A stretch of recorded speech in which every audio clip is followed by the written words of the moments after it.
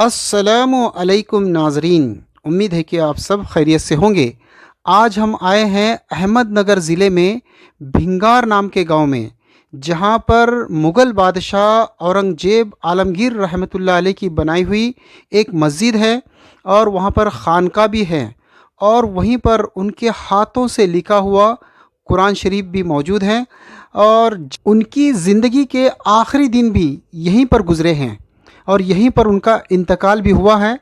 वो जगह भी यहाँ पर महफूज है जिस जगह पर उनको गुस्ल मैयत दिया गया था, और फिर यहाँ से उनकी वसीयत के मुताबिक उनको खुलदाबाद लेके जाया गया और वहाँ उनको दफनाया गया। ये सारी चीज़ें मैं आपको इस वीडियो में दिखाऊंगा। आपसे गुजारिश है कि आप इस वीडियो को आखिर तक ज़रूर देखें। वीडियो के आखिर में हम इस बात पर भी गुफ्तगू करेंगे कि आलमगीर रहमतुल्लाह अलैह अपनी बादशाह छोड़कर और अपने ऐश व आराम की ज़िंदगी दिल्ली की तख्त को छोड़कर यहाँ दक्कन में क्यों आए थे, और यहाँ आने का उनका असल मकसद क्या था, और उस मकसद में वो कितना कामयाब हुए, इस बात पर भी हम तबसरा करेंगे। यह मस्जिद औरंगज़ेब आलमगीर रहमतुल्लाह अलैह की बनाई हुई है। इस मस्जिद के दोनों तरफ सहन है, जहाँ पर उस ज़माने में कुछ सीखना सिखाने का माहौल चलता होगा, और दरमियान में मस्जिद है। और अल्लाह का करम है कि आज भी यहाँ पर सीखना सिखाना चल रहा है। यहाँ पर भी बच्चे देखिए आप पढ़ रहे हैं, और यहाँ मदरसा चलता है। यानी जो मुखलिसाना तौर पर जिस मस्जिद को बनाया जाता है और जितना इखलास से बनाया जाता है, तो अल्लाह ताला उसको उतना देर तक आबाद भी रखते हैं। वैसे तो शाही मस्जिदें बहुत सारी वीरान हैं, लेकिन आलमगीर रहमतुल्लाह अलैह की बनाई हुई मस्जिद का एक कमाल है कि यहाँ पर अब मदरसा चलता है और 24 घंटे यहाँ पर इबादत होती है। ये अल्लाह का करम है। मैंने आपको मस्जिद दूर से ही दिखाई है, अंदर जाकर मैंने आपको मस्जिद इसलिए नहीं दिखाई कि वहाँ पर बच्चों की क्लास चालू है और उनका वहाँ पर दीनी किताबों का पढ़ना चालू है। वहाँ मेरे जाने से उनको डिस्टर्ब हो सकता था और उनकी पढ़ाई में खलल हो सकती थी, इसीलिए मैं वहाँ पर अंदर ले जाकर आपको नहीं दिखाया। अब मैं आपको खानका दिखाता हूँ। देखो यहाँ लिखा है खानका आलमगीरी। तो आलमगीर रहमतुल्लाह अलैह जो थे, वो ऊपर तो नमाज होती थी और नीचे यहाँ पर एक यकसुई का कमरा है। यहाँ पर बैठकर वो अल्लाह से ध्यान लगाते थे, और यहाँ पर बैठकर वो अल्लाह से अपने मुनाजात करते थे और यकसुई के अंदर इबादत करते थे। उनके ज़माने में आज जो मदरसे की शक्ल है, ऐसी मदरसे की शक्ल नहीं थी दीन के सीखने सिखाने का, बल्कि उनके ज़माने में खानका के ज़रिए से ये काम होता था दीन के सीखने और सिखाने का। यूँ समझिए कि ये उनकी एक छोटी सी खानका है, जहाँ पर बैठकर वो दीन लोगों को दीन की नसीहत करते थे और अल्लाह से अपने ज़ात को जोड़ते थे। देखिए यहाँ पर उनकी ये बैठने की जगह थी, और ये देखिए आज भी यहाँ पर कुछ किताबें वगैरह रखी है, आज भी यहाँ इबादत होती है।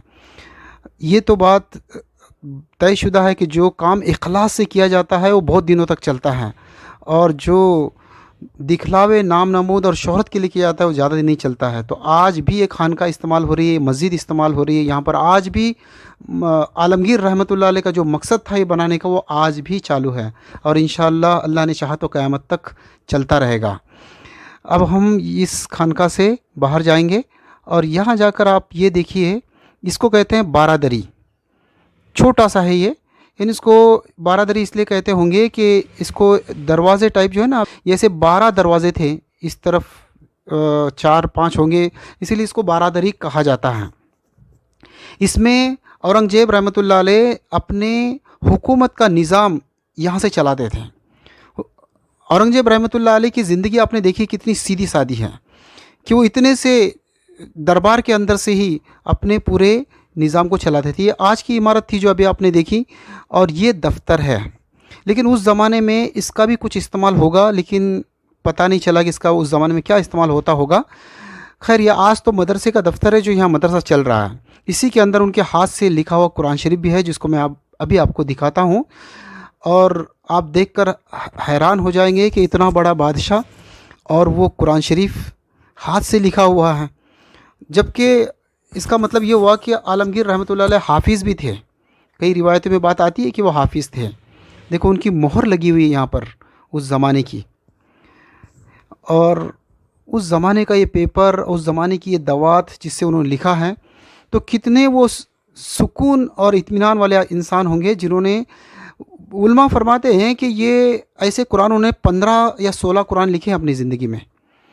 अब ये हमने देख लिया। इसके बाद वो जगह देखते हैं जहाँ पर उनका इंतकाल हुआ था और उनको वहाँ पर गुस्ल दिया गया था। ये वही चबूतरा है और ये जो स्क्वायर जगह है, ये इस जगह के अंदर उनको गुस्ल दिया गया था और फिर उनकी लाश को यहाँ से खुलदाबाद लेके गए थे, जहाँ पर उनकी असल अब कब्र है। ये देखिए किला नुमा है, ये इसकी बाउंड्री देखिए कैसी है।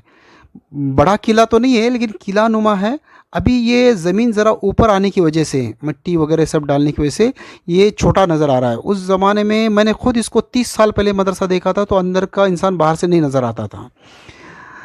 इस बारादरी के अंदर भी मैं आपको ले के जाता दिखाने के लिए कि मजबूरी है एक कि यहाँ पर क्लास चालू है और क्लास यहाँ से कम 5-6 क्लासें अंदर चालू हैं, एक दो नहीं है। और इतना शोर भी है, अंदर आवाज़ भी है। देखिए अब इस कोने में क्लास चालू है, सामने भी क्लास चालू है, उस्ताद बैठे हुए हैं और इस तरफ देखिए यहाँ पर भी क्लास चालू है। यानी इस पूरे बारादरी के अंदर जो है हिफ्ज़ की और पता नहीं कौन सी उनकी क्लासेस चालू हैं। तो अब हम बात करेंगे कि औरंगज़ेब रहमतुल्लाह अलैह अपने बादशाहत की शान और शौकत की ज़िंदगी छोड़कर यहाँ पर अपने ज़िंदगी के आखिरी दिन दक्कन में क्यों आए। असल में बात यह है कि औरंगज़ेब आलमगीर रहमतुल्लाह अलैह बचपन से और जवानी में भी इनका जो वक्त गुज़रा है वो बड़े अल्लाह वालों के साथ गुज़रा है।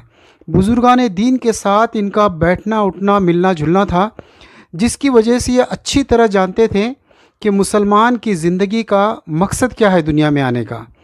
क्या सिर्फ़ यही मकसद है कि खाए पिए ऐश और आराम कर दिए और बीवी बच्चे जायदाद सब जमा करके इस दुनिया से चले गए?